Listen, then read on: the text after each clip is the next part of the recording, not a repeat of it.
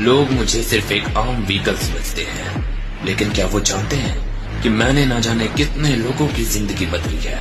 मैं उन्हें टक्कर मारता हूँ ताकि वो एक दूसरी दुनिया में जाए और वहाँ जाकर एक अच्छी जिंदगी जिए।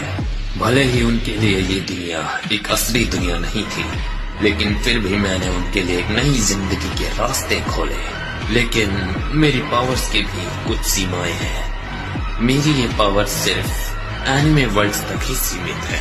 तो अब मेरी बातों को सुनने के बाद रियल वर्ल्ड में मेरे सामने आने की कोशिश मत करना, क्योंकि अगर ऐसा करोगे तो नर्क पहुंचा दूंगा। समझ गए?